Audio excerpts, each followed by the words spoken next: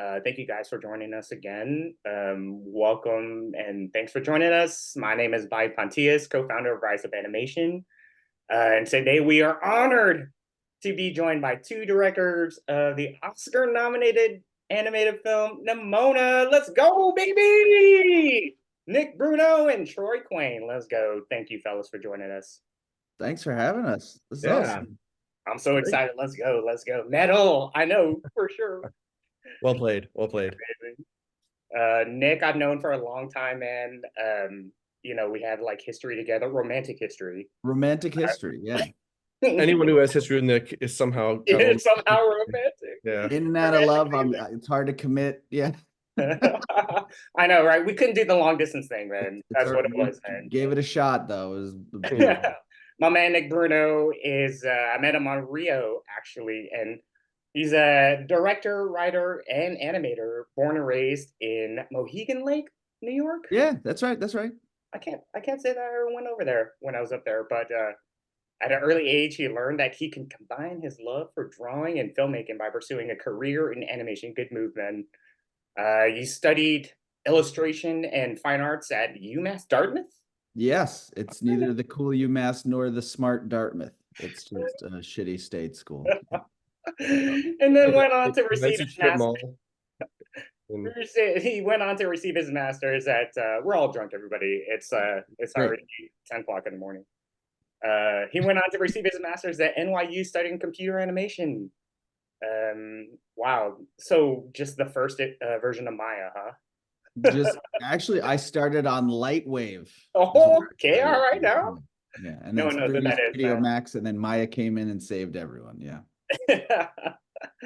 The slowest. I don't know if that was slow. Anyway, he began his professional career at Blue Sky Studios. Let's go. As an animator on the 4 Ice Age films, which the first one was number 2, right? The first one I did was number 2. Yep. And then I did like 2 through 10. Yeah. He went on to, and I worked on 4. And then Nick went on to crush it on Horton Hears a Who, the 2 Rio movies, like we mentioned, epic, and then became head of animation on the Peanuts movie. Let's go, man! Right, what a wild variety of like animation styles, huh? It was fun, yeah. I love it. Horton, my God, I remember before I was gonna head over to Blue Sky, I watched Horton, and I was like, there's no way I'm this. I can't even hold a candle to these animators. But later, Nick made his directorial debut on Spies in Disguise. And of course, the Oscar-nominated film Nimona. Welcome, Nick. Let's go, baby. East Coast representing. All right, now. Bravo. Troy Quane is a Canadian-American industry vet who began his career as a traditional animator. I didn't know that, man. That's great. You think Lightwave was slow? Oh, bro. Yeah, man. On various feature films. Pencil and paper. Dude, I can't. So you weren't even doing digital, huh? No, I literally started flipping paper, baby. Yeah. What was the first 2D thing, film or anything? This makes me sound so old when I say this, though. 101 the very first 2D thing, I was an in-betweener on the original Space Jam. What? Nice. Yeah. Nice, man. That's awesome. It was cool. It was a cool experience. Oh my God. I believe I can fly. Did you meet R. Kelly? No. Yeah, that's a loaded question. Yeah, next question. Yeah, that's the only question. Panel over. And you worked on like a bunch of feature films, right? And some commercials. Yeah. Cool. I was Moses Jones and man, dude, I love that movie. Yeah, lots of stuff. Titan AE, all the random movies you can think of. Not random. Curious George, yeah. On Bluth, legend, man. Yeah. And then he went on to work as a storyboard supervisor. Is that right? I'm sure there's a lot of things that happen in between that, but on the live action Disney film Enchanted. Yeah. Incredible. There was a movie called The Wild, which we can talk about later. That was my bridge between digital CG and story. Yeah. That's awesome. I'm sure everybody's seen it. And almost as many people have seen Spies in Disguise. Continued working in story for various studios, which ultimately led him to direct a 22-minute short film, The Mhm. Smurfs: A Christmas Carol. That's wild, man. Those are I love huge jumps it. like every time, huh? Yeah, I just, I'd like to just knock it out of the park every time I get up to bat. All right, yeah. So, He then went on to co-direct Spies in Disguise with our friend Nick Bruno over here, and then of course Nimona. Welcome, man. Appreciate y'all. Appreciate y'all. That took forever for me to introduce you guys. I usually take it, otherwise it just keeps going and going. But that took forever. But it's All okay, good, all good. right? Yeah. And We're you're just good. old. There's a lot to talk We're about. just old. Yeah, Troy worked on Titan AE. yeah, yeah. The Windsor McKay's Gertie. Yeah. Yeah, Yeah, yeah, that's right. Yeah, yeah. On Lightwave. yeah. Early version. Man. Was it So I just wanted to kind of open it up and kind of congratulate y'all on the Oscar nomination.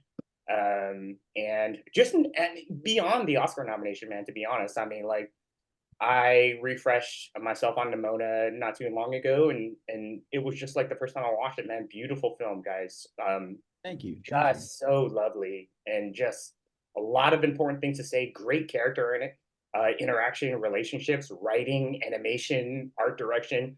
For me, it was just kind of like firing on all levels, boys. And I was just kind of like, I'm so proud of. I worked with y'all a little bit on like Spies, but Yep. like Mhm. it was just like a revelation, man. And it was like one of my favorite things that I saw. So kudos to Thanks, you man. guys. I Appreciate it. know you guys have been industry vets for a long time. So, let's kick it off. Just kind of like, what was your kind of path to becoming a director? Um, like from Titan AE and Lightwave all the way. What are some like key milestones and experiences that you had from your journey that stand out to you?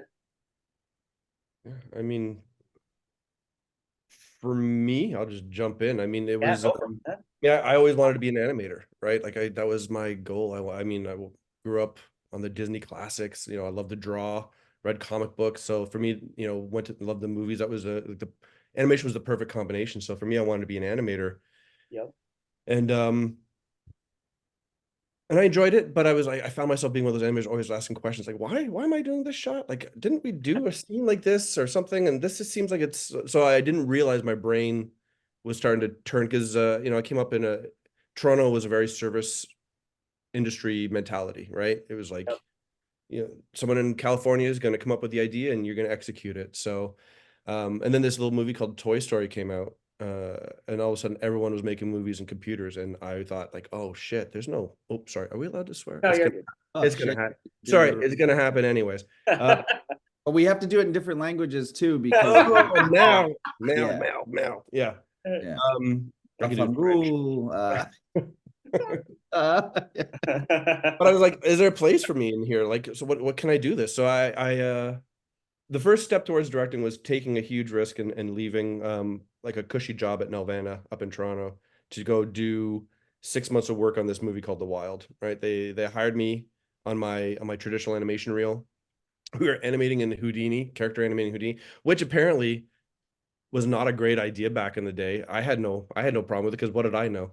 But everyone else was pretty frustrated. But we did this little movie called The Wild. And I remember being in Sweatbox just like going, I don't understand what we're doing here. It made no sense to me, some of the way the shots were hooking up. And I literally remember I was going to go into talk to the producer and quit this Monday. I spent all weekend thinking about it. I want to bring this story up because it is a pivotal moment in literally the trajectory. And I went in, I was going to quit. And I went into this producer's office and I sat and I chatted for a while and then I went home. I didn't do it. It was the weirdest thing. I'm like, why didn't I just pull the trigger? And I just got home and the phone rang and he's like, are you still in the studio? Can you come in and see me? And they had just brought in Kevin Lima, who directed Tarzan and Goofy Movie and a Disney vet, to help work the story. And he's like, you're full of ideas and just put your money where your mouth is. You can draw so we need you to come in and storyboard. Can you storyboard? And I was like, yeah. I had no idea what storyboarding was. But I said yes. You just say yes, and that's how I switched over to story. I took on story and that, and from there I got Kevin called me back on Enchanted, which I ended up becoming storyboard supervisor, and then just my sort of world opened up, and I realized, oh shit, this is what I want to be doing story, and Yep. seeing the big picture, and stepping into directing. So that was like a super pivotal moment for me on that film. Love it. Yeah. That's great, man. Thanks, Troy. Nicky Bernie's. Nick Make sure to Bernie's, get all them. Go ahead. huh? I was What just was gonna it, say, make Bobby? sure to get all them curse words in different languages. Yeah, right.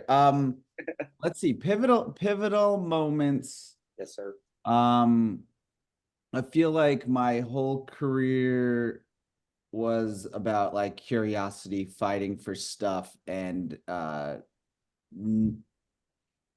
always like having to work hard and realizing that you're not good enough.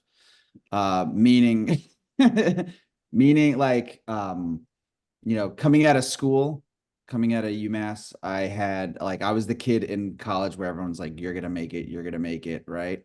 And I was like, I'm gonna make it. And I sent my stuff out to everybody, and I didn't get any comments from anybody. One day somebody called me and just told me that my stuff sucks. And Is that church or? no, that would be great, but no, but it was the first That devastating came later. Yeah. reality that you can't just you can't just want things and get things. So then I started working, I went back to school, and I was like, all right, I also realize I'm blind to what I'm good at and what I'm not good at that stage. So I went back to UMass. Not UMass. I went to NYU at that point. I met up with a mentor who was a guy by the name of Mike Walling. Let's go, Mike. All right. Mike Walling. Yeah, man. He came and did a talk, and like any good student, I cornered him in the bathroom and said, "I want to show you my stuff," which is poor choice of words, but we hit it off very well. And he started mentoring me, and it was great because he would really beat me up and put me through the ringer, but he was just seeing like what the work ethic was. He brought me in to Blue Sky. I was actually hired at Blue Sky by accident because it was a very small studio at the time, and because of Mike brought me in for like a test interview, more for people to review my work. The short story is they thought they were bringing me in for real, so they just gave me an offer. So it was just another mark of where it was like, okay, people talk about imposter syndrome. There was no imposters. It's like, oh, we really don't want you, but now we already made you the offer. So I had 5 weeks, but I had already learned at that time through Mike and through some previous experiences that like it's a lot of what you do is fighting hard for yourself, surrounding yourself with good people, and just putting in the work. And essentially that really was a pivotal moment for me because I always wanted to be at Blue Sky. So getting there, I wanted to stay. And all I did was constantly surround myself with anyone who I thought was doing good work. Bobby, you always did the same. You just surround yourself, you ask them 1,000 questions. You're just like trying to be a sponge for everything that they do and how they do it. And that's what I did. And that got me to stay. That got me curious in other aspects of animation. Like I always thought I just wanted to be an animator. Yeah. But like Troy said, also you realize you have a curiosity for all these other things. I remember there was an animator, Melvin Tan, who was drawing stuff. And I was like, wait, you get to draw like designs too? And he's like, yeah, if you're good enough. And I was like, can I do that? And he's like, you're not good enough. And so I'd ask him, I'm like, all right, show me how to draw. Right. And all these things eventually get you into different rooms and meeting with different people. Yeah. And slowly but surely you don't just make friends, but you make, you meet a lot of mentors. And eventually there was, I made my way up a little bit as an animator, known more as an idea guy, but there was a bunch of people quit one year at Blue Sky and they were doing Ice Age 4 and the supervisor quit. And I just walked into an office to the director, Mike Thurmeyer, and I said, I want to I want to run the team. And he's like, you have no experience. And I go, I know. But after I do it, I will. yeah. I go, but like, I know all these people. I've worked with all these people. I know how they work. And like, we all get along. And I was like, and I really feel like if you give me the shot, we could have fun on this movie. And we did. So like, I fought myself, got a shot. Yeah. And that was a tremendous opportunity. I was supposed to supervise Rio 2, but then Peanuts came along. And that was something like, it was one of the first things I ever drew as a kid, was trying to draw Charlie Brown, which is deceptively simple. Yeah. And I walked into Steve Martino's office and again fought from walking in offices, just yeah. But that's I No think knocking. that's the consistent thing in both these journeys, right? Is just that. It's you put out into the universe and say, this is what I want to do. I think I can do this. And they're like, can you do this? Have you done it? You're like, no, but why was that going to stop me? I think that's, regardless of the slightly different details, right? The curiosity and the willingness to say, I'm going to learn what I don't know is key. I mean, and then that's the job of directing too. I mean, you don't know every department. You don't know every element. I mean, in fact, your job is to surround yourself with people who are way smarter than you and know it way better. Not to know everything, but just know the right people to help you get where you need to get. So 100%. That's awesome, man. And really quickly, I'm sorry to interject, guys, but I wanted to say for the attendees, if you have a question, go ahead and put it in the Q&A chat, and then we can sort of try to hit those as time allows. Yeah, just go ahead and do that. I already got 2 from Abigail and Laura. Thank you for your questions. Really quickly, I just wanted to rewind a little bit back to Mike Walling and not how Nick approached him in the men's bathroom, but like once you find someone like that is kind of like open to giving you feedback, or just like, hey, I'd like to take a look at your work sometime. Those people can be instrumental in your lives. I mean, like that probably happened for Bruno like 15 years ago, and he still remembers the story. Yeah. And then, so if you find those, whether it's a teacher or someone in your hometown or something like that, just latch onto them and, with all due respect, but just take advantage of the fact that they want to get back too. And then once you're there in the industry, if you can afford that, be that person for somebody else as well. Absolutely. Like be that Mike Walling. Nick Bruno, when I got into Blue Sky, he was like that for me. I mean, he was so welcoming. He didn't know me from anybody, but and he was a rock star by the time I got there, but he didn't act like one. He was I was like, this guy's very silly and he has a lot of great ideas, but he's very outgoing and he's very much a team player. I know sports plays a lot in your kind of like life and that kind of stuff. And that's how he treated like the Blue Sky Animation team, like a sport. And everybody. Worse. Yeah. Right.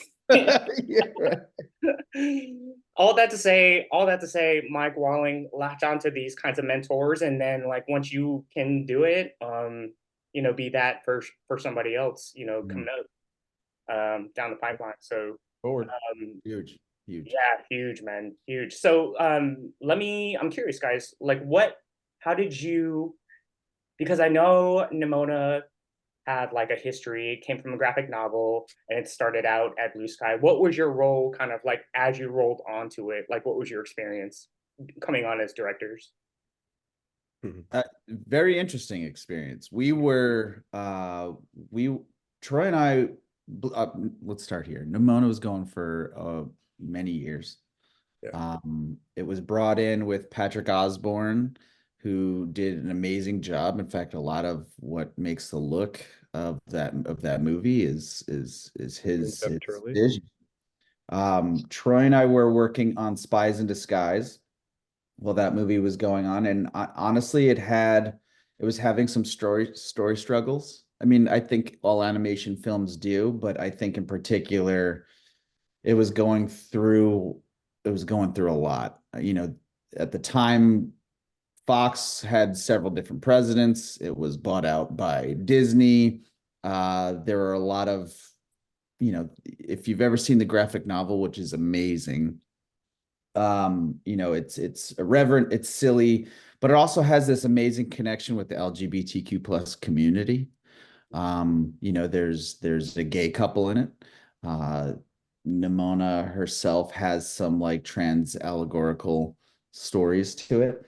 Um, but it was interesting because I think there was a lot of pressure from the studio to not kind of go down that. So that film was trying to do a bunch of things.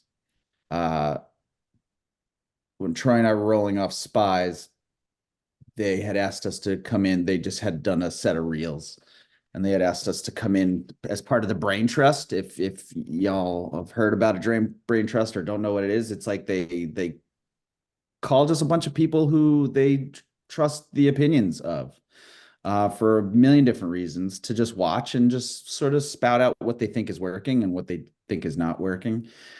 And for Troy and I to have zero perspective on the film, not having worked at all on it, it was just like, oh, hey, you're telling this film that is about, that sort of like queer journey, but you're also not doing that, or you're trying to avoid that. And it was very easy for us to kind of point and pinpoint what we would do and how we would fix that. But I think ultimately what gave us the keys to the car was there was, a big group of people at Blue Sky who were part of that community, who have been fighting for that for a while. And I think they saw us as listening to those voices. And so we got the keys to the car and started pushing that. So we went back to a complete new script, like page one rewrite, threw away all the story, and really just started trying to figure out what is that journey, and that, that's started with us just sitting down talking with those people. And I say that, but like that was something that was also started by Karen Ryan, who's one of the producers, who started pulling people together, just, as who feels strongly about the graphic novel and why. And that really turned into almost into exclusively an LGBTQ plus group of why that comic resonated with them, why that meant so much to them, and why it would be a sin not to continue to honor that. Yeah. I mean, Troy, did you kind of feel like, how were you feeling? Kind of like, that must I be was like, hey, there's flying cars. Yeah, let's go. There's like, I didn't realize Nick was going to try to make yeah. this sound so like smart. Now you're Oh, wondering what just happened? now you're wondering about brain trust and wondering, why are these guys part of no, I mean, listen, everything Nick said is, that was exactly it. Like, we literally had the benefit of perspective. Yep. We had the benefit. Listen, it's like being an armchair athlete in a way, right? Like, you sit there watching the big game and you sit in your couch and you're like, oh, why would you do that? I wouldn't have put yourself on the field, with like 12 guys charging you down. You're like, you're trying to make every decision you can. So Yeah. there was some things that were very obvious to us that we were like, oh, just do this. Until someone said, kind of like the story I had about how I got sort of started directing, until someone said, okay, Do it. And I think the key is you got to have the mindset where you're like, and Nick and I talk about this, like, again, I've learned so much sports analogy working with Nick. I'm like a pro in all the sports balls, and but the truth of it is, like, you got to have a kind of the personality where when you're in the big game, when you're in that clutch situation, you're the person saying, give me the ball. You want the ball. It's like, if we're gonna lose, at least I want it. I want to be the one. I want to be part of like trying to make this thing happen. And it was just we talked about it early on. We both said, I mean, when they first asked us, we both said no, because we were like exhausted. But then we couldn't. You couldn't not, because it was just, there was so much in this project, and we kind of knew what we wanted to do with it, right? And we both talked early on and said, like, listen, linking arms. This is where we go with this movie, or we walk away from it as well. Like, we have to be willing to do that on this particular project, because it was so important to so many people in a very personal way. So when your job is to sort of carry that forward and reflect those stories, you take it seriously. Yeah.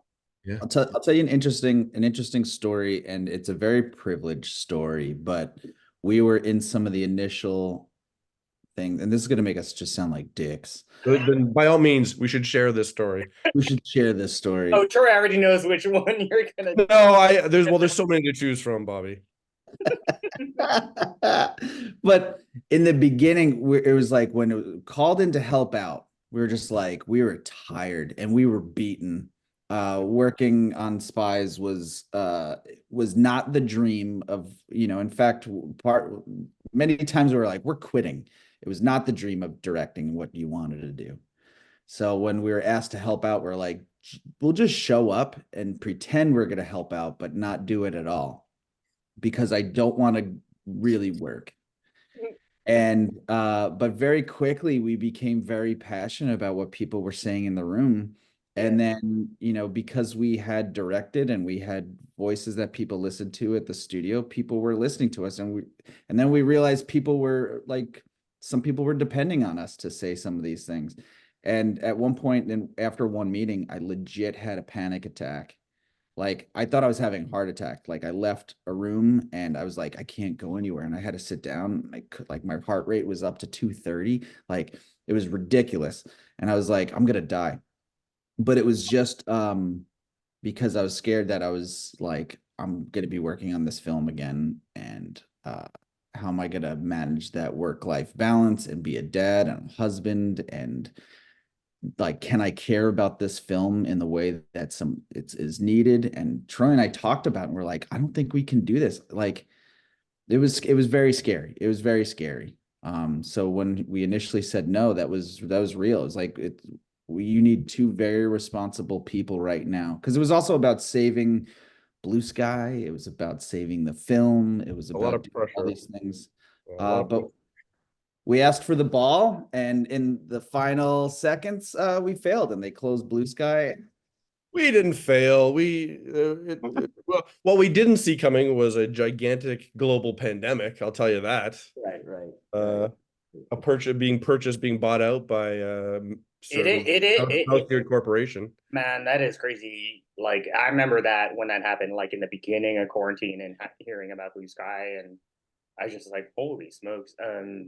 All of it is kind of happening all at once, and like, you know, Yeah. But it's a testament to the passion of the people who were part of that film that the movie is. You can watch it today. Like that's what comes through. That's what saved it. We had these reels that people had poured their passion, their heart, and their trust in us into. And when they closed the doors to Blue Sky, I mean, in all honesty, I think Nick and I were kind of thinking, all right, Disney's going to close Blue Sky, and it's going to be one of those, turn the lights off when you're done Nimona and lock the door behind you sort of thing. So when they shelved Nimona as well, I think we were like, that was like, what? yeah. We were 8 months away from wrapping that thing. So, but I think when people watched those reels, they felt that passion. They felt the messiness and the honesty and the beauty of that story, and that's what got us back up and running. So, The thing that what you guys are talking about before of just kind of like having all of the being really anxious about it and being hesitant about taking on this film, but it kind of speaks to how much you thought the importance of these messages, like the LGBTQI plus representation and diverse representation, like I mean, in films, but animation. Come on, man, we never see that ever, and I love that was the kind of North Star for y'all to even take it on. yeah. Well, listen, Bobby, it's why you're here, why we're doing this, right? Yeah, Rise Up came yeah, from similar things, right? yeah, The animation community, what I find unbelievable is it's one of the best communities out there. Like yeah, these we're all people who grew up who I think were just like super empaths, right? We've either felt it in our hearts or seen it. But all we want to do is share what is the real experience through art, the hmm real life experience through art. And very often we only get to tell it through certain eyes. And I know everyone in this industry is pushing really, really hard yeah, for to be able to tell stories from other people. Like Bobby, I look at your work and what you want to do, like all the drawing and stuff like lately, what you've been pitching and stuff, like that stuff needs to be seen. It's not just like from a different perspective, from a real perspective. It's also like amazingly like it's just there's more worlds out there. Yeah. More diverse stories, more diverse storytellers, and so it was a huge opportunity to get that into the world, even though some people were actively trying to not have that happen. So And it's important.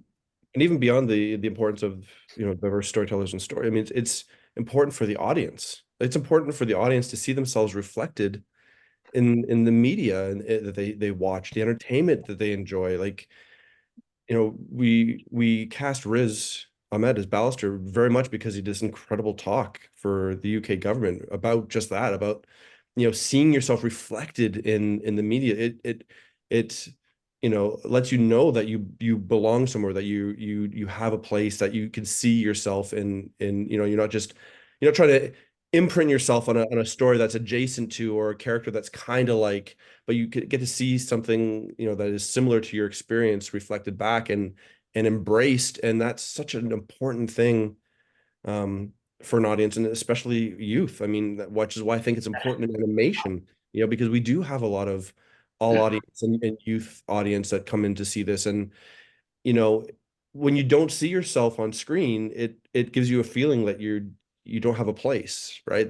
Obviously there's something, you know, I don't belong. And so, you know, for Nimona, that was such an important part, especially because, you know, right now, you turn on any news channel and you see some of our most at-risk youth in the LGBTQ plus community, like not just being frowned upon, but being attacked, being, you know, rights being repealed. It's kind of crazy. So it's important, I think, as filmmakers to get diverse voices out there, to get inclusive stories out there, and it's important that audiences get a chance to see themselves reflected in that.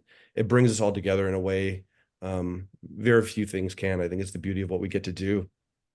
That's wonderful, man. Yeah, I totally agree with that. Of like, you know, even when the AAPI like attacks were happening, you know, in quarantine, that kind of stuff, I think a lot of that is just um, they there's a large contingency of people that view a certain group of other people as others, as aliens, and it's just so they're okay to they're they feel fine with you know, attacking them or whatever, or just kind of like um Well, because it feels so like xenophobic about it. alien, it feels so distant, it feels so Yeah, disconnected, 100%. right?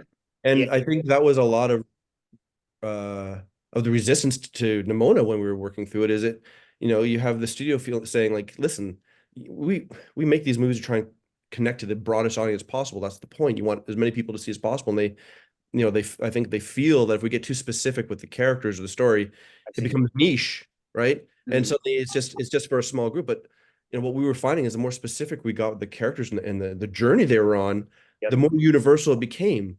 And Yep. and and this sounds so artsy fartsy every time we say it, but the truth of it is there's so much more that connects us on a human level. You know, all the differences are surface level that we just tend to see more readily. But the thing the response we've been getting on Nimona, which has been amazing, is people are like, I haven't had that experience, but I know what that feels like. And all of a sudden you're compassionate towards somebody who maybe before you thought was so different from you, and you go like, oh shit, there's a commonality here. Like, I don't know what that journey was. I've never been on that journey, but I know how that feels because of these details of my journey. And so this, you know, the more specific we got, the more people could see themselves in it, even if they've had a different path. And I think that's hopefully what studios see and what audiences push for. And honestly, listen, that for us, that was a huge win of the nomination. You know, the Oscar nom is gives us a platform for people to see this movie that maybe they wouldn't have seen before, and that's awesome. 100%, man. I love it. Love it, love it. Um, Maybe pivoting just a little bit. You know, we all know in this industry, nothing is certain.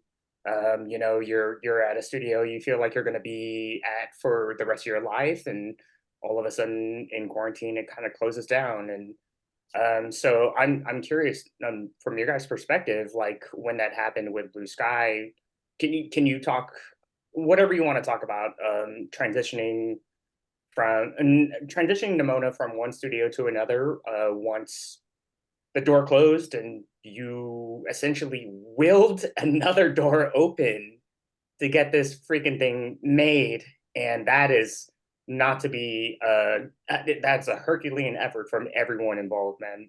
Can you guys speak to that? Sure. Well, man, there is I'm very aware of just how shaky and how scary our industry is right now, and I'd like to paint a better picture for it, but I can't. And as somebody who like thought I was going to be a blue sky my entire life, like, man, like, uh, yeah, I was not prepared for this world at all. Troy was gritting it out his whole career. He was a little more prepared for it, but I was like little privileged kid. Um, but I think what I learned through Nimona is what I think is also the way forward for all of us. In that Nimona is a special film. I feel like, a lot of times movies do get canceled and things happen. We just walk away from it. We've all been a part of those movies. Uh, Nimona was one of the first to speak to a very particular group of people. Um, it was canned because of it, but it found home and it found people. Like I say, we willed it, but like we knew nobody. I mean, we all have the same contacts, but I mean, and it was just Yeah, like, hey, I reached out to you, Bobby. It's like, what are you yeah. doing? Melvin, that's it. That's all. That's Yeah. it. You go to everybody, you start sharing the movie, and there was somebody, and Megan Ellison saw the movie, saw how important it was, saw that, she could have used that movie as a kid. And she just did an article not too long ago. Yeah, And what I thought was powerful is how she talked about that representation, because we all know it matters, but she says point blank, like, had she seen that movie, perhaps when she was a kid, perhaps she would have hated herself a little bit less. Perhaps she would have thought maybe there's not something wrong with herself. Um, she put up her own money, made the rest of that film. We're here because of her. Um, and now my way forward is finding people like that to work with. yeah. Finding people, because, for Troy and I, we grew up with Elliot and ET, and every fucking cartoon character that looks like and feels like us. And on this whole journey, we saw how many people don't have that. And that empathy is what made us fight for that, because we had that platform at that time. And that's why we get so mad at Disney, because they had an opportunity to do that. And man, if they embrace that, think of the world, what that would be like if Disney embraced that. They have the power. And I think that's just to pick up what Nick was saying and just to really hammer home how fucking badass what Megan did was. I mean, our industry,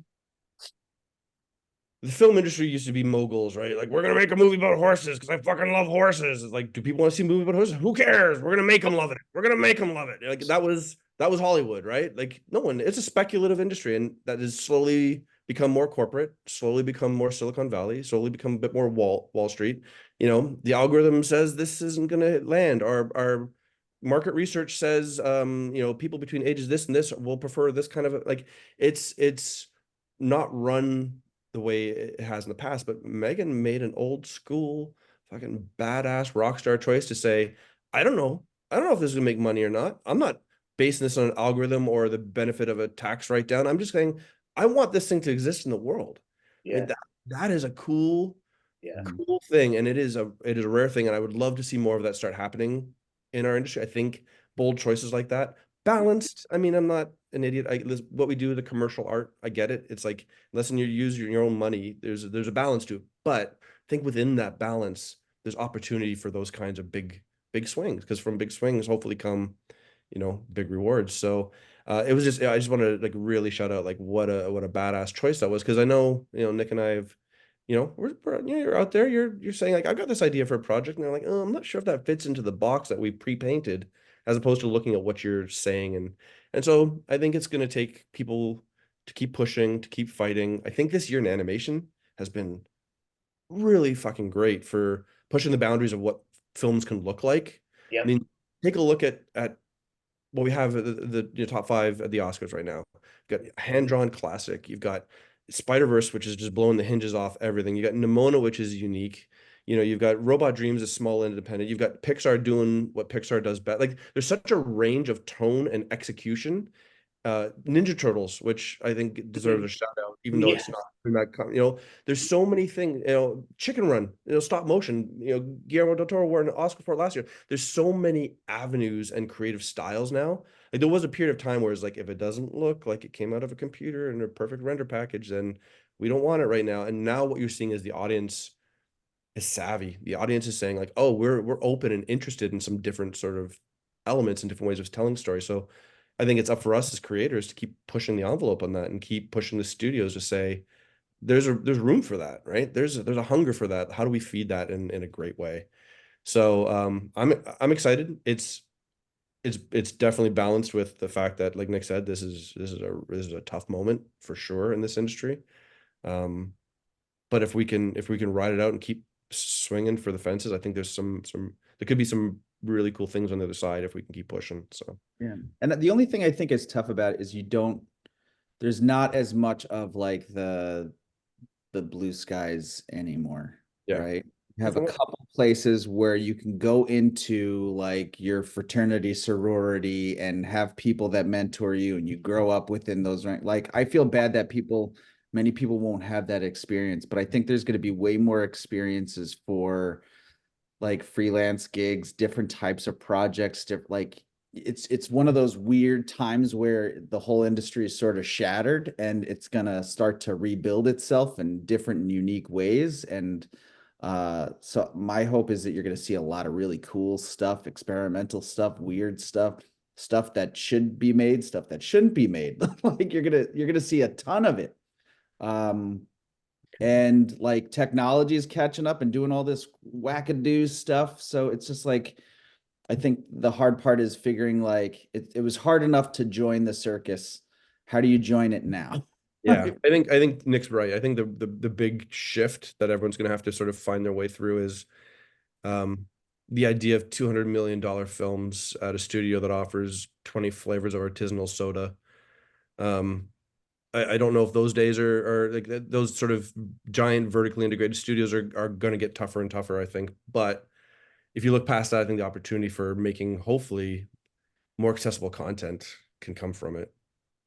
And within that, I think for those people who want to be directors and storytellers, I think there's more opportunities in that way. Like, the experience that, Troy, you had with Enchanted, Yeah.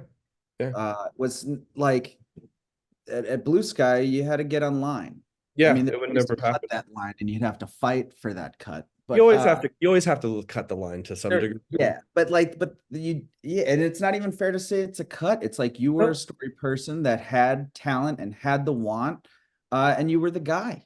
Yeah. Dude, I thought I was going to get fired about a million times, honestly. Yeah. I remember on the Wild, I was an animator. I was an animator. I got my storyboards attached to my shot, and I look at them, and then I remember storyboarding my first scene, and I'm like, I don't know what I'm doing. I'm looking up all these art of books, going, what the fuck? What does a story artist do? I don't know what it like. I don't know. And I saw that, like I had my storyboards, and I remember telling Kevin, I'm like, all right, I'm ready to pitch. He's like, you have it pinned up? I'm like, yeah, I've got it pinned up. Give me 10 minutes. I'm like, what the fuck? So I'm pinning these storyboard panels up on this board, like I saw in the books. And then I'm like standing there going, all right.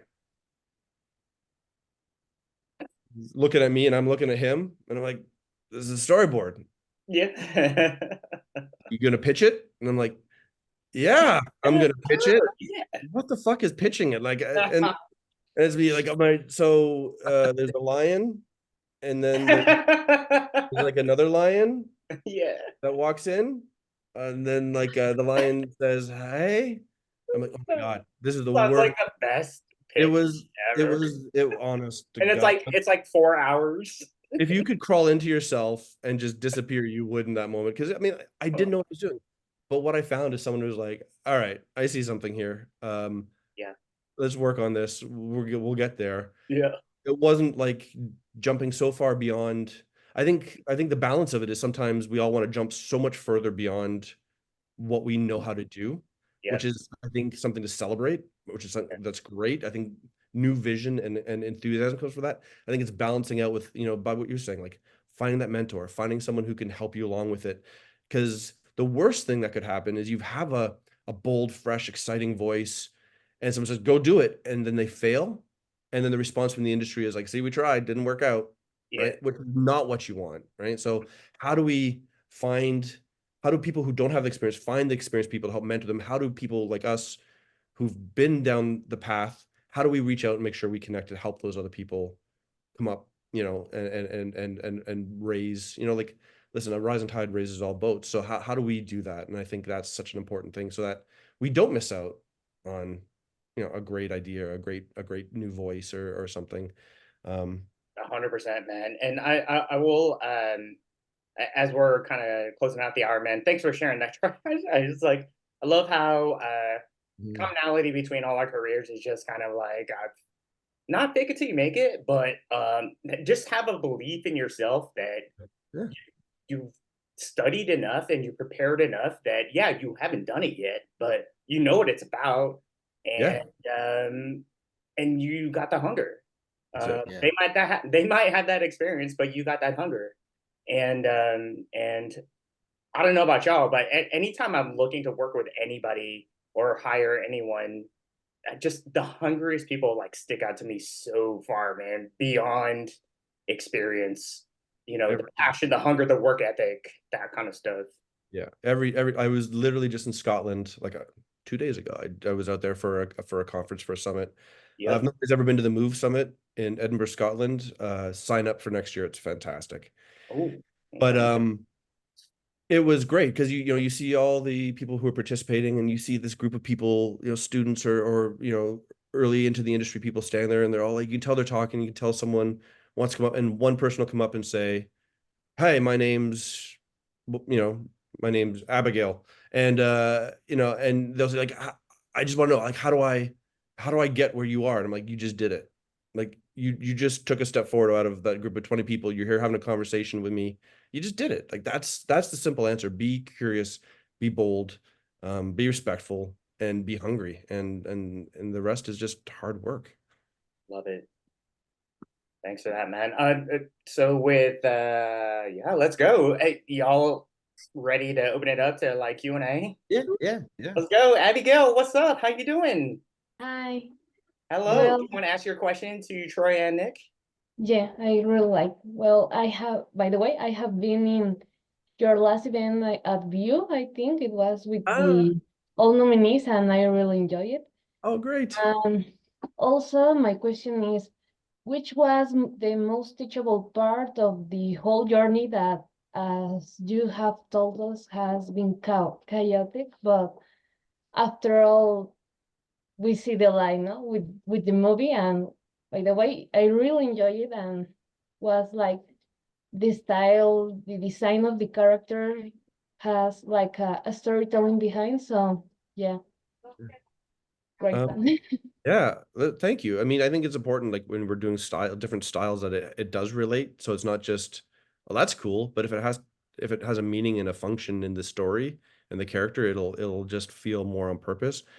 For me, the most teachable aspect of Nimona was really like Nick and I always have an open door policy. I think we're both like that just as individuals before we came together to direct movies, but I think definitely after was a very conscious choice. And I think for me, the biggest learning thing was how to really actively listen, to not just say the door is open, but go and say like, listen, tell me what you thought, because we were making a movie about situations and experiences that we hadn't lived through. So it was, but that we respected and wanted to reflect. It was the world we saw around us, and the only way to do that was to really learn how to actively listen. And it became such a huge and humbling skill set that I'm thankful for. from this journey. The only thing I'd add to that is, for me, is like do everything with purpose. Like, what's the story you're telling and why are you telling it? What are you animating and why are you animating it? You know, like what Troy was just saying about the listening, when we realized the story we were telling and why we wanted to tell it, we realized we had to be open and listening to all these other voices. And that made something that we would do kind of naturally more of a flexed muscle, right? Actively seeking more stories. On Spies in Disguise, we kind of did it a little bit, not that well. You know, I think we would have gone back and done that a whole lot differently now too, knowing what we've learned with Nimona. So, but I think a lot of that is when you know what you're doing and why you're doing it, it makes everything a little bit more intentional. It makes the failure, you learn from the failures a bit more, and you appreciate the successes a bit more. Awesome. Thanks, Nick. Thanks, Troy. Laura, you're up next. Do you want to ask your question? Thank you so much. Actually, this is really cool to be talking to you guys. I've been with you, Nick, in AM. You host one of the events not long ago. So yeah, I had a couple of questions. The first one, it was, what advice would you give to the future Nimona animator up there? And the second one is like, if you miss having the movie on the theaters after. That's it. Second one. Sorry. I'll answer the second. I'll jump in on the second. Yeah.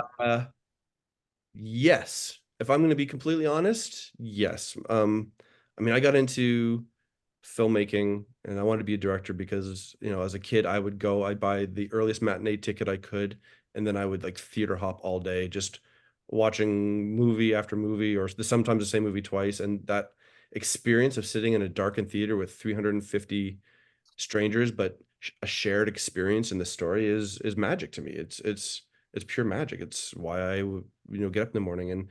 And we built Nimona, made Nimona very much for that same experience. Like, if you ever have the opportunity to see it on a big screen, it's beautiful, and it plays because that's how we designed it.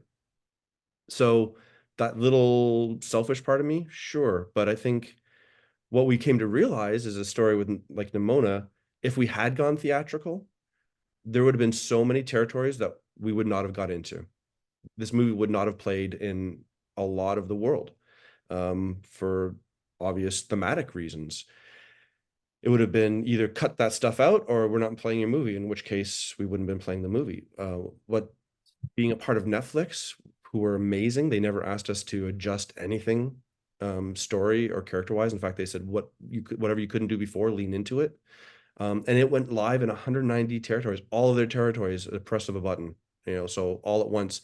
And that means a movie like Nimona can be seen and accessed by people who may need to see it or be, feel themselves reflected in it, in places that they wouldn't have had that opportunity. And I say that like I'm talking about some like, really specific, unique foreign territory. I mean, I'm talking about areas of this country, certain states.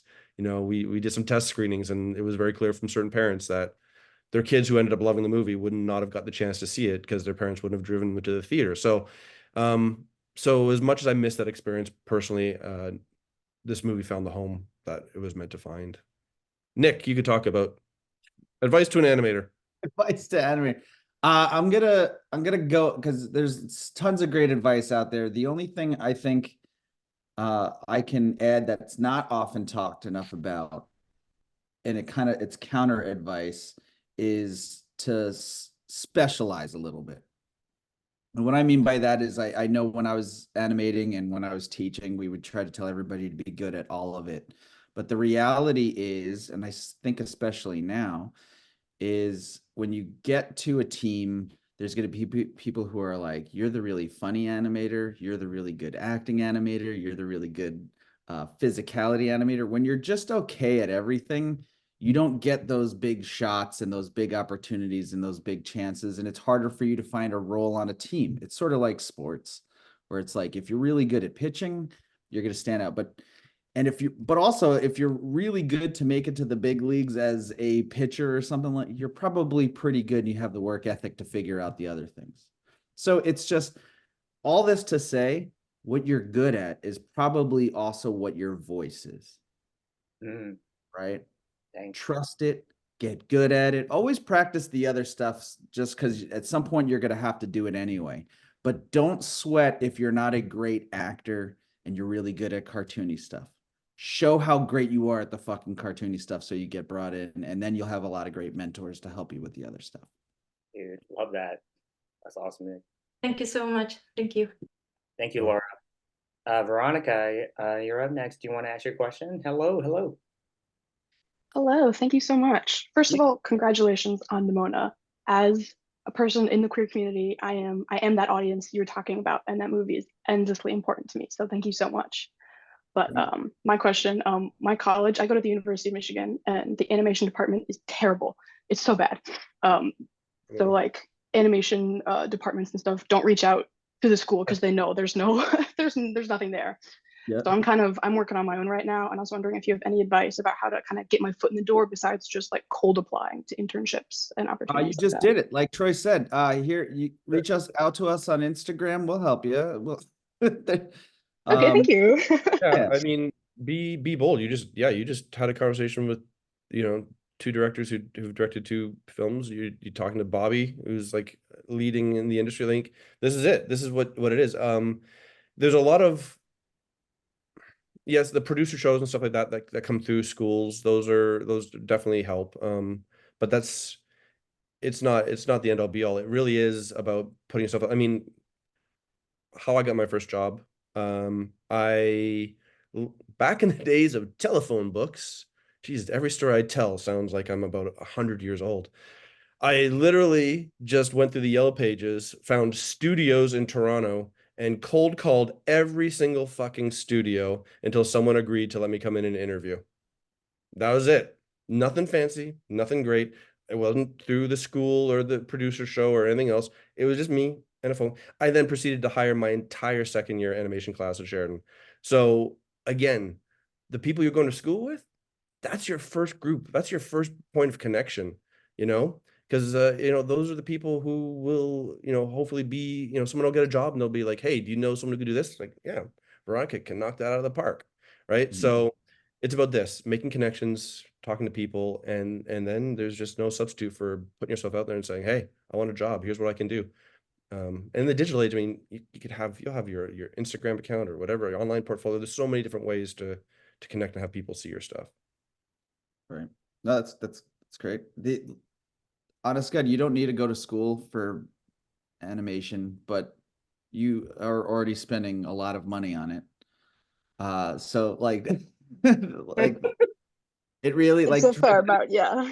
It's about the so much of that is necessary, and you get all these connections, but it really is the work that you put into it and you learn. And now you have an animation community online it's very accessible. There's lots of people that you can follow on Instagram and reach out to, and you're going to find those mentors. But like at the same time, back in our day, like I'd look at Bobby coming in looking for advice and stuff like that, and I was like, this guy can animate and draw better than everyone he's asking advice for.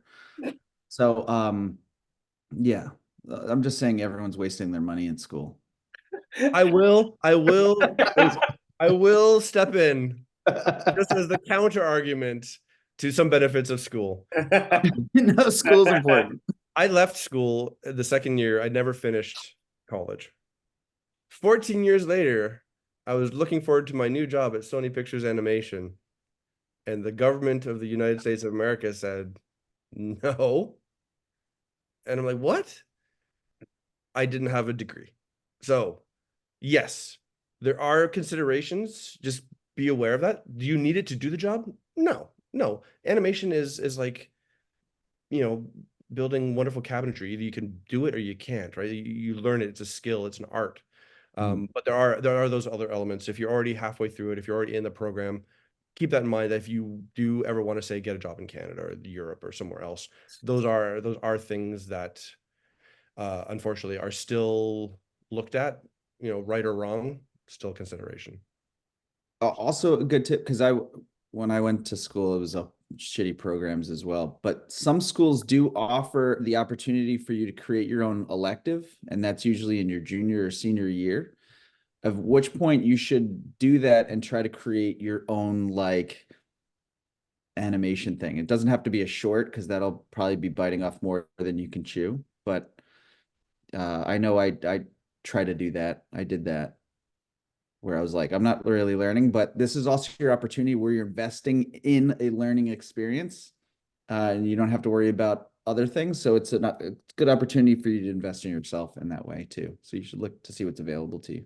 No, I love that, guys. And if there's one thing that the trend that I've been seeing from both your stories and a lot of people I talk to, is just kind of like there's an element that you have to have of like tenacious, like foolhardiness. Like Nick and Troy's stories always start with, I walked into this guy's office and then I did ... Troy is, I reached out to a phone book. I looked at the phone book and I reached out to this person ... You have to take that like initiative, and you know it's your batting average. Hey, sports analogy is probably very good about pretty it. Yeah. low, but it's going to be very, pretty very true. Yeah. very low. I mean, my rendition of that was reaching out to everyone on LinkedIn, and I must have like cold messaged like 100,000 people, and I'll hear from like one or two, and I'll just be like, "Oh my God, you reach out to me! My goodness gracious!" But all that to say, they are where they are because they took their destiny in their own hands. They took their career in their own hands. It's like, I want to do this. It's not going to be perfect. You're going to get a lot of rejection, but they'll do it anyway. These are these two guys. Daniel. These get a lot of rejection. Yes, get I like used how to those. yes. But And it you- never ends, yeah. man. The rejection never ends. Like, anyway. No, all joking aside, Bobby, I want to do a reverse interview and interview you because I know like what Bobby does right now is I know he's doing this. He's already doing this. Like I genuinely believe you are your path, right? Like there's no path. You're just carving your way through the world. And Bobby's doing all the same stuff that we did. And I want to do a reverse interview because I know he doesn't think he's going to be doing this.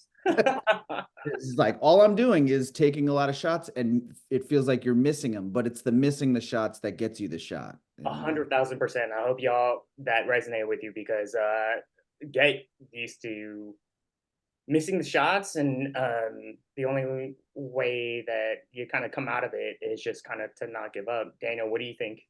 Do you have a question? Thanks, Nick. Yeah. Great to be here with you guys. A big fan of Nimona.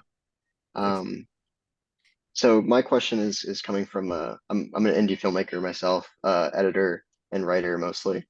So I'm kind of looking to come from the story side of things because I don't really have much artistic skill.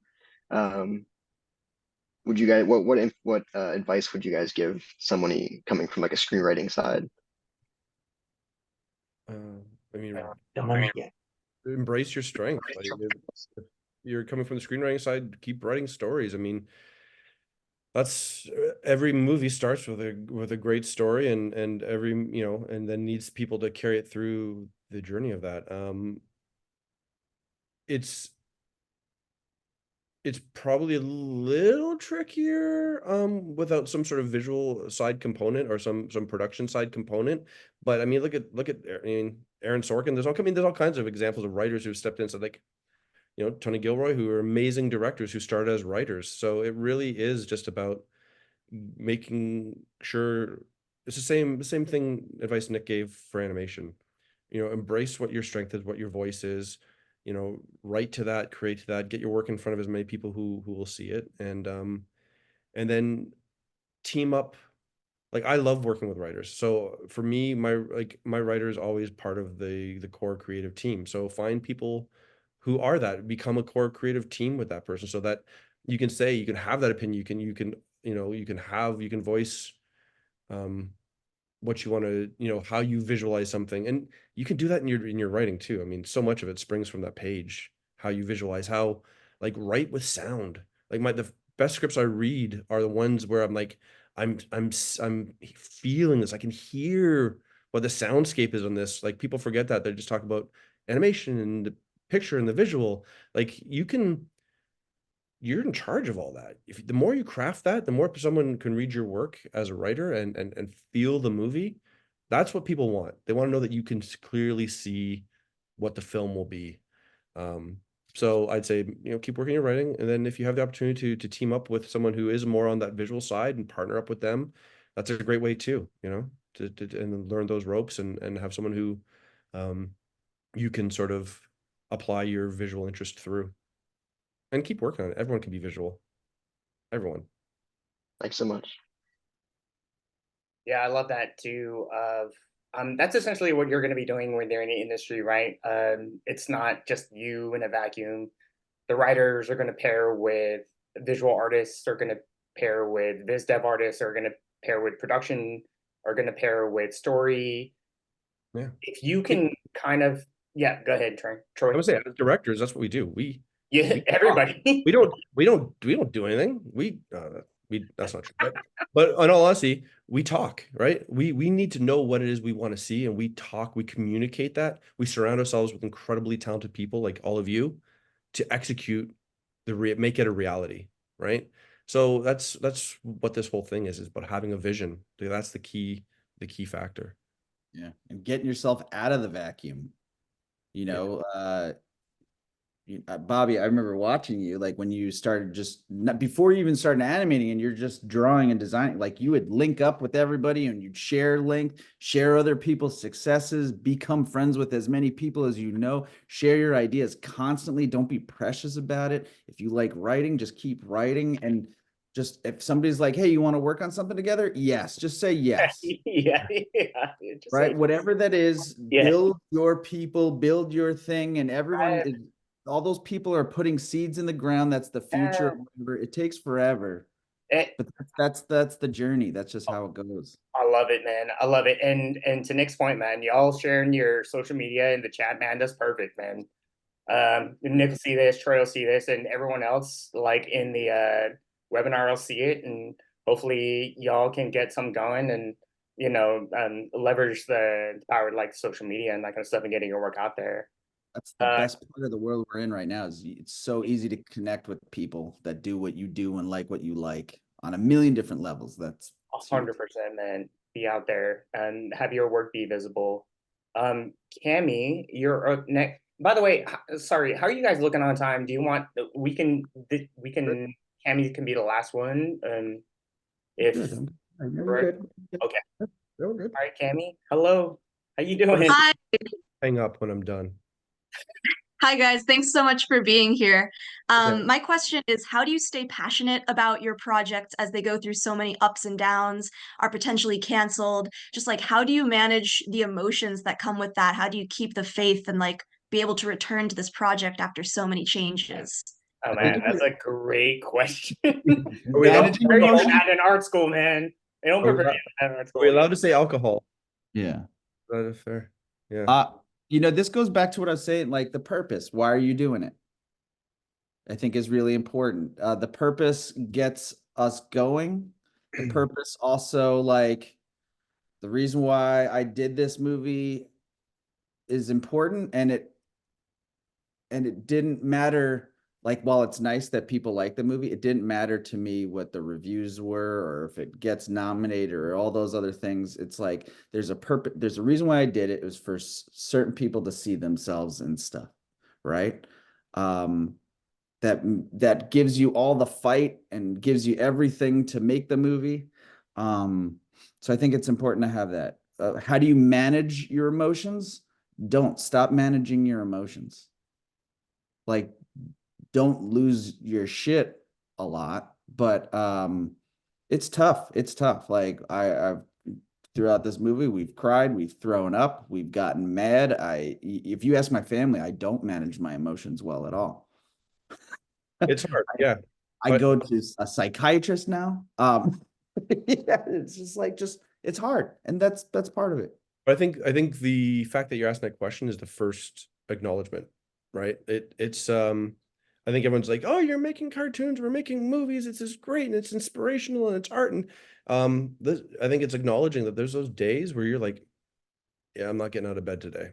I think today's the day I'm just gonna stay here. There's those days where you're in a meeting about budgets and executive notes and shit's not working the way you want and you thought this was going to connect better and it's like, why don't I have the answer? And you're just like, what do you need me to say? What's the answer that lets me wave the white flag and just lets me stop? I'll say whatever you want. It's almost a little bit like like a torture in a way. You just like, whatever makes this pain stop in the moment, I'll say it. I'll give up. It's not important. I don't need that element of this story. I'll agree to this because then everyone will stop. But then I remember Chris Wedge at Blue Sky said something super important to me. He basically said, there's gonna be those days. There's gonna be those days where you're gonna be just like, I'm done. I'm just gonna give in and say yes to whatever makes the pain stop. It's like, just remember, once the thing is done, it's done forever. You don't get to go back and have a second swing at it. You don't get you don't get a mulligan. You don't get a retry. You don't get control Z your film. That's it, right? So it's good to acknowledge that those are going to be those tough days and say, this is one of those days, and I'm going to put this foot in front of this foot, and this foot in front of this foot, and I'm gonna get my way through it. And then the next day is going to be a better day. But I think to pretend that it's not going to happen is the worst way to approach it. So if you're aware of it, that's good, and just acknowledge that and say, keep swinging. Hello. Hello. Hello, Trey. Hello, Nick. My name's Hi. Joshua. So I actually last year I graduated from Drexel University and got my science degree, which I'm proud for animation. But unfortunately, my demo reel is just not that good. It's like a beginner's level, and I need to find myself a job. But I don't know how to stay hungry.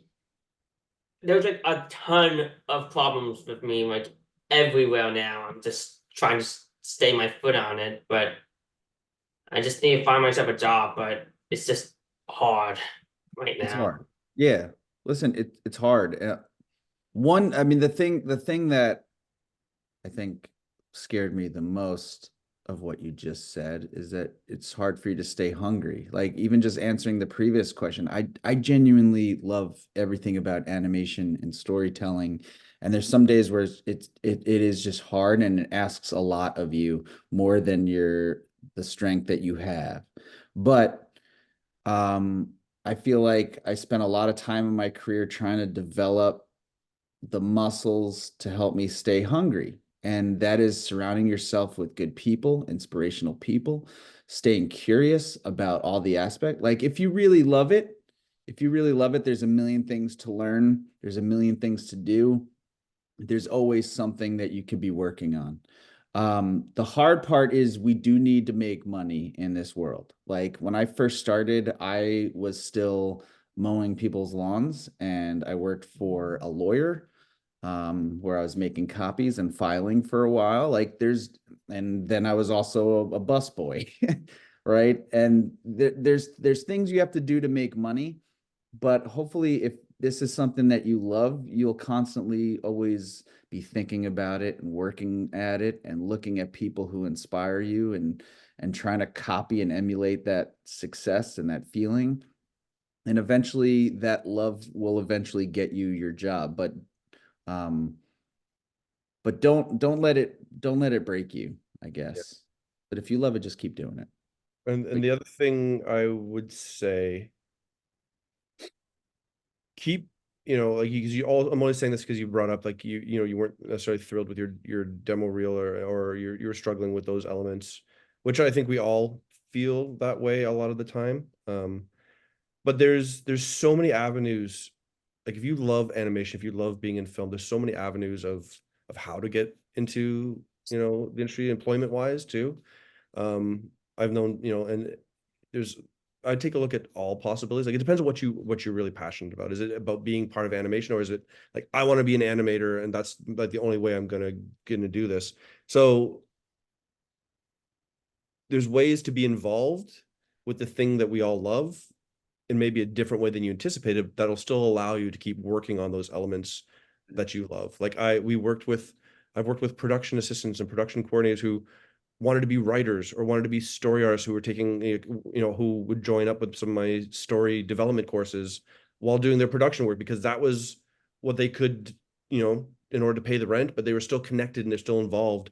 So I would just say, like, keep an open mind to that, not knowing specifically your situation, but just keep that idea open all the way around. There's this is an incredible, amount of ways to be involved in this industry that we love. Yeah, 100%, man. And if you're gonna ask me that question, Josh, what does it mean to stay hungry? If you really want it, you'll stay hungry. Like I kind of feel like you'll find a way to kind of keep going and stay in filmmaking or TV series making. And you say your question is, what does it mean to stay hungry? I try, but it never sticks for me. I don't really necessarily believe that's true.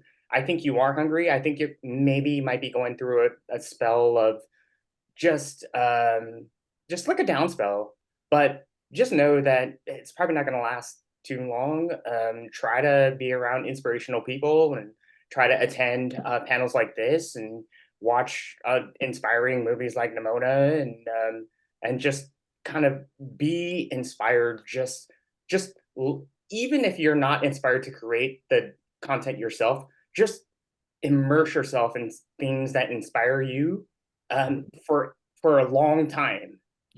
Something's gonna click, and you're gonna be like, "Gosh darn it, I want to make something like that. That's exactly what I want to do, 100%."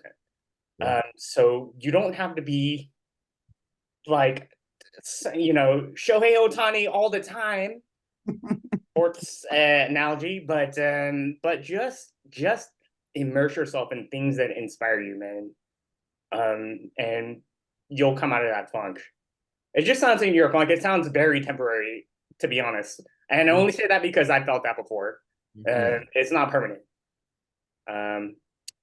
But we can 11:23. Let's go, boys. Last one. We can close it out with Lizzie. Nell, if you don't mind asking your question. Thank you. Oh yeah, sorry. My name's my name's Lisa. Lisa. Yeah, sorry, it's a So strange sorry. pronunciation. I'm the No, one no, from it's South not Africa. Nope, not Hi. I'm strange. So my question was also something related to being a new artist, and it is without like falling into that trap of trying to learn every discipline whilst trying to get your foot in the door. Like, what is something you can focus on as a young artist? For me specifically, it's because I'm not necessarily going into animation. I love the storytelling and like storyboarding, but that always feels like it's so it's a job for higher ups almost. So how do you, I don't know, what do you focus on, or like what's something that would outshine the fact that your skills are not at a level that the industry wants or requires you to have, or something?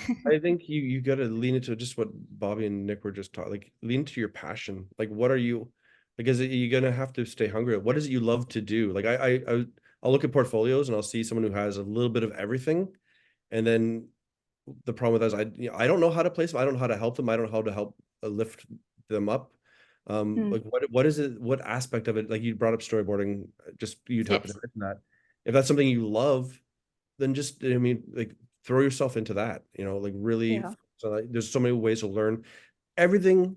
Nothing is for just higher ups. Everything has an entry level to it, like and a lot of times that's, seeing like talent. Sometimes it's seeing passion. I mean, I've seen story artists, we've brought in story artists who I'd be like, they're like, and it goes through stages. Like their draftsmanship skills aren't maybe as great as some other people, but there's a pacing, cutting, timing, storytelling, camera placement, like all of that is just like so on point that, I'll be happily work with them, even if someone else maybe has prettier drawings, but doesn't have that balance. Because sometimes you can get lost in pretty drawings and it's what it's communicating isn't necessarily that clear. So, I mean, but whatever you're going to get into, I mean, there's that weird thing of saying like, what is it people are hiring? And I'm going to move towards that. That's a shifting ship. And, you have to do what you love, because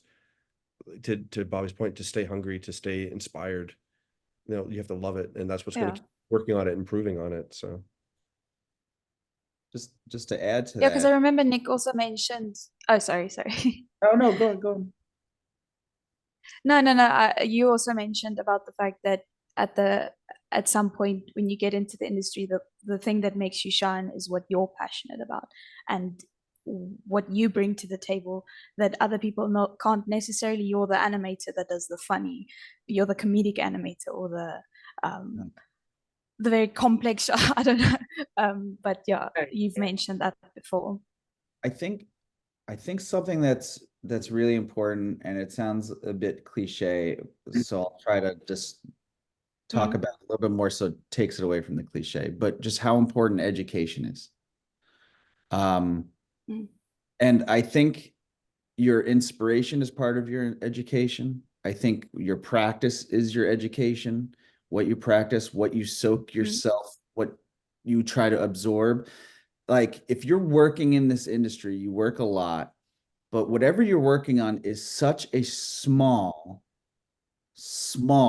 part of why you love this field, right? Whether it's movies, animating, anything. Like growing up loving animation, and then I'd be spending 2 weeks, animating a rock.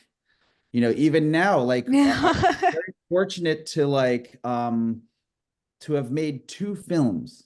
Very fortunate to have made 2 films. But there's a million films in my head. It's still what you're executing on is still so small compared to what you surround yourself with.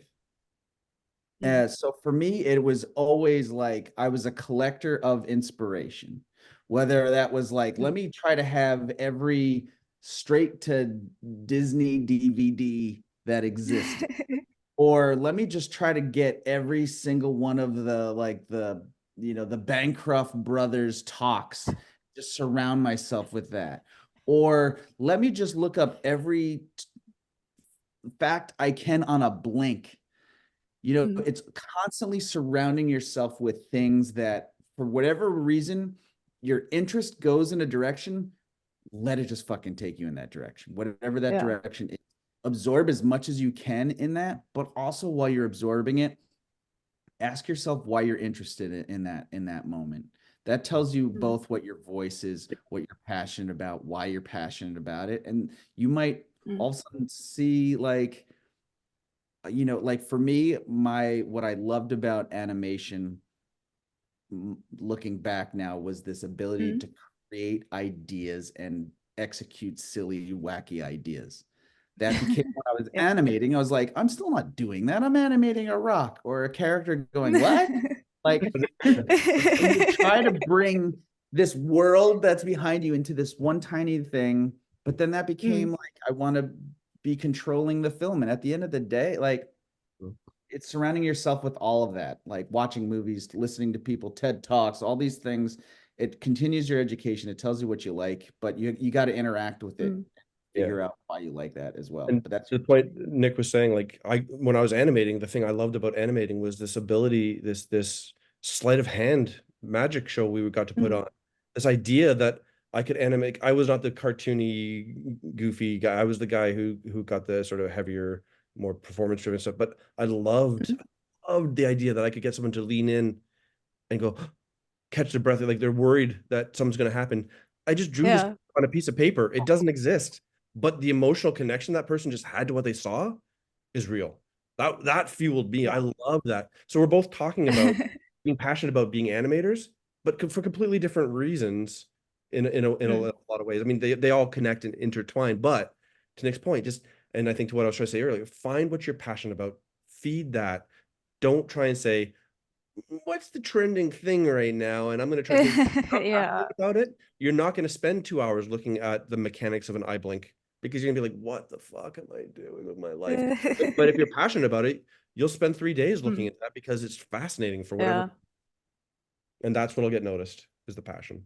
I think to everyone's point, to Nick and Troy's point, and even to my point too, just kind of like, all right, I think at this point, just find like a goal, a singular goal that's very specific, and shoot after that goal very specifically. Like Nick wanted to be a 3D animator at Blue Sky. Is very specific. He got hired on accident, but he manifested the universe. I think the universe was like, all right, I'm gonna give you a chance. And at this point, what changed for me was like I just want to like be like an animator, like a 2D animator. And I have friends that have written it down and put it in their wallet. Like Frank Abney, another co-founder of Rise Up Animation, he put animator at Pixar. That's what I want to do. He was so far from it at the time. He wrote it on a little fortune cookie thing and then put it in his wallet and kept it there forever.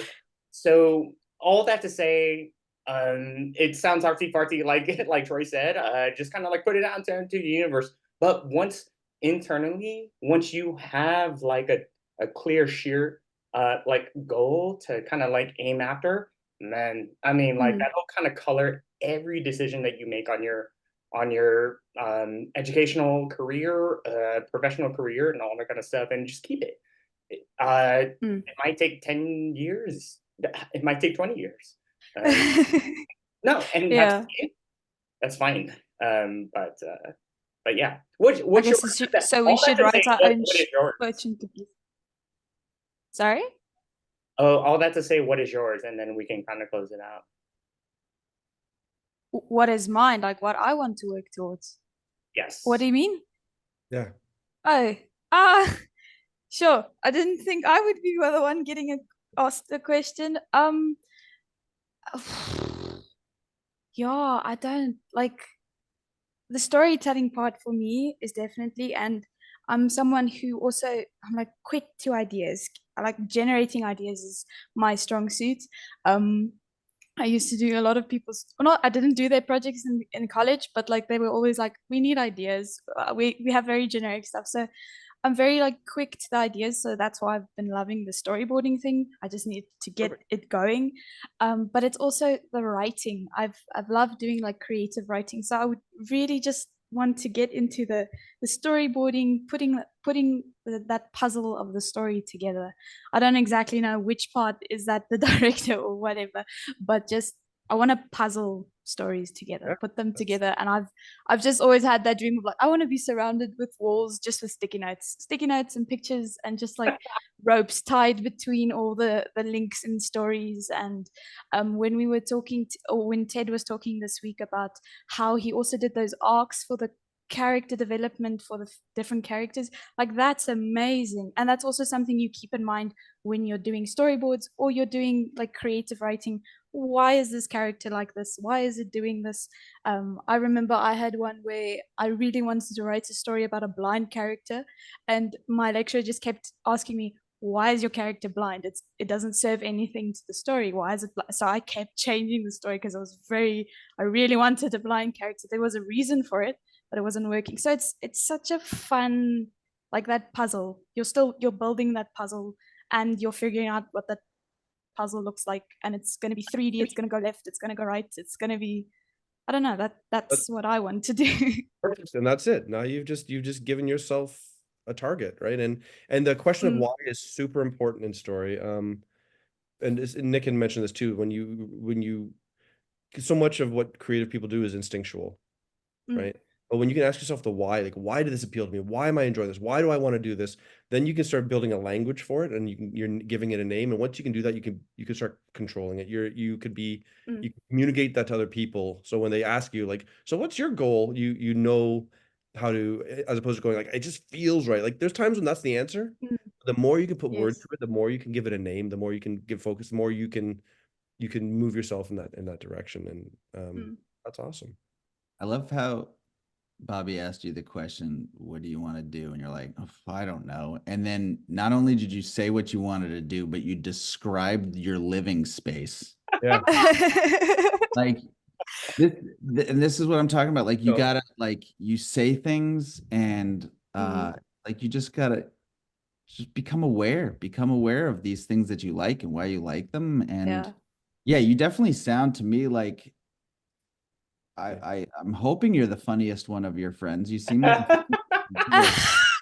You definitely seem like crazy for story. So yeah. Not the one that tells the jokes, just the one that's always like oddly saying something that's just funny in the moment. It's not Yeah. Making stuff like, yeah, just do. I think you're already doing it. You're just find ways to do more of it. And yeah, because hopefully, like, again, hopefully you'll get a job doing it, but at the same time, you'll be doing such a small part of what it is that you love when you do it. When you get that job, you just have to figure out what you want to do. And how you practice. Yeah, and I think like one thing is also like you figure out what you like by doing things you don't like. That's why I said the storyboarding stuff works for me, because it's fast, it's generating new ideas. As soon as I start sitting with like 2 seconds of animation or 2D or 3D and it becomes detailed, or drawing illustrations, I'm like, oh my word, can't this just be I like the drawing it. I don't want to put the details in, it takes too long. That's why I got out of animation. Yeah. Yeah. And actually animating, it was like, oh, like I just like being able to present an idea and everyone goes, yeah, I like that in your thumbnails, and be like, great, now I have to do this. Yeah. That was my problem constantly with projects in college. It's like your the pre-production, the storyboarding, the animatics, your idea generating is so good, and then I get to the execution, they're like, where did that effort and like it doesn't, it's not on the same standard, and I'm like, oh damn. And you get marked on the final stuff, you only get a few marks for. So I was like, okay, so definitely this is working for me. The detail in working on it for a long extensive periods of time is not. That's great, because you can say like, all right, let's say you get a job as an animator. Right? How do you constantly in your workflow find ways to include new ideas into whatever you're doing? Like that is honestly, I know like that's what we've all done, where you still like, that's part of what gives you that fuel. That's part of what, like, how do you find that spark? How do you do that again? Like, so you should be looking up, like, how do you generate more ideas? What, you know, yeah, but like it's being honest with yourself, and that becomes part of your voice, and that what makes anything you do. And before you know it, at some point you're going to say, I could apply this sort of thinking to anything I have to do in my life. That's cleaning my garage or work. Nick loves cleaning his garage. So I do a lot of like, how was your weekend? I was cleaning my garage. The way he says it is like this. I discovered that repetitive things that require effort but not a lot of brain gets my brain going, and it comes up with ideas. So that's why I I like that. Yeah. That's why I run. One last thing I just want to point out is people always will say, and like I'm sure Nick's had it, I'm sure Bobby, I guarantee you had it. People say, oh man, you're so lucky. You know, you're getting to do this. So lucky. You know, Bobby just asked you a question and you had an answer ready. Luck is just preparedness meets opportunity. That's it. It's not some mystical, abstract thing that we all go like, oh, so and so got to do that because they were lucky. No, they were ready in a moment when the opportunity presented itself, and then bam. So the more you can be aware of that, the more you're ready for that. You know, you take the shots when the opportunity shows up. That's what luck is. That's what being lucky in this industry is. So, yeah, that's it. Awesome. Thank you so much. Love it. All right. Well, I think this is a good place to stop, y'all. Let's root these boys on for the Oscars, man. Let's go, baby. Let's go. Good luck. This energy. Come on now. We'll take it. We'll take all the positive vibes we can. Whatever, honestly, guys, no matter what happens, Nimona is a feat, man. It is a revelation. And I truly and honestly believe that. First time I watched it, recently I watched it. Just kudos to you guys and putting something like that out there into the world, and knowing the journey behind the scenes.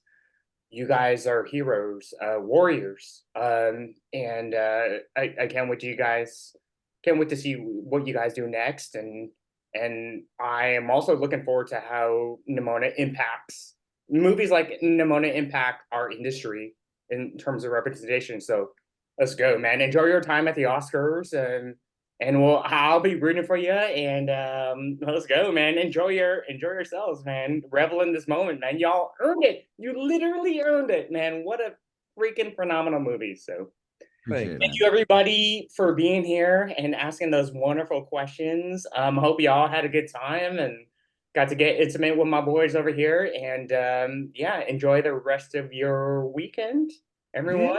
Hopefully, yeah, get into everyone's social medias and hit up Nick's residential address if you want animation advice on how to make it.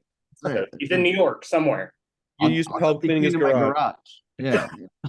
You'll see. Yeah, you can drive by. he can help him clean his garage. You'll be the one in the black socks and the flip flops hosing out his garage in the middle of March. Yeah, I look like a cliche. Yeah. Rock, man. That's about me. Yeah. Nick and Troy, I appreciate y'all, man. I love y'all. Again, good luck and yeah. Thanks too. Thanks for doing this, man. Yeah, Take care, everyone. Bye. Enjoy your weekend. Bye. Bye. Thank you. Yeah.